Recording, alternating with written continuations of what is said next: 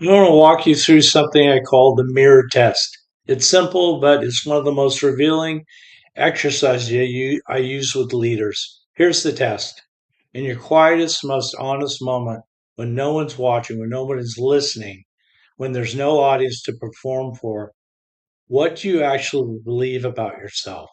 Not what you'd say in an interview, not what you'd post, what's real, unfiltered story running in your head.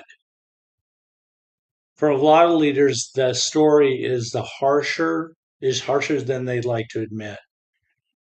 They say they believe things like to themselves, you got lucky. They're going to figure out you don't actually know what you're doing. You're behind. Everyone else has figured it out. If you stop, if you stop doing, everything falls apart and so do you. That inner story matters because it's the lens you're seeing everything else through. It colors how you interpret feedback, how you read your team's body language, how you process a missed deadline or a hard conversation.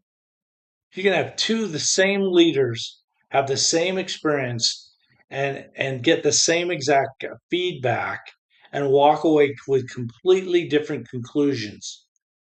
Not because the setback was different, but because they're looking at the mirror they're looking through is different.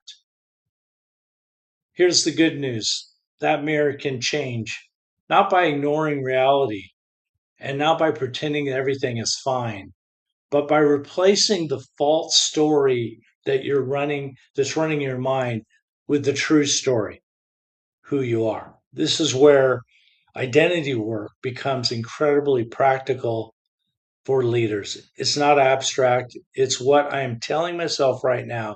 Is that true? And if not, what is true about me?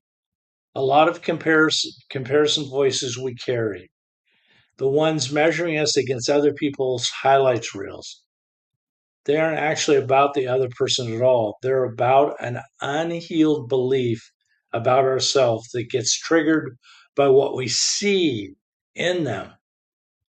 The goal isn't to silence comparison by avoiding input is to get rooted enough in your own God-given identity that someone else's success doesn't register as a verdict on yours. So here's the reflection.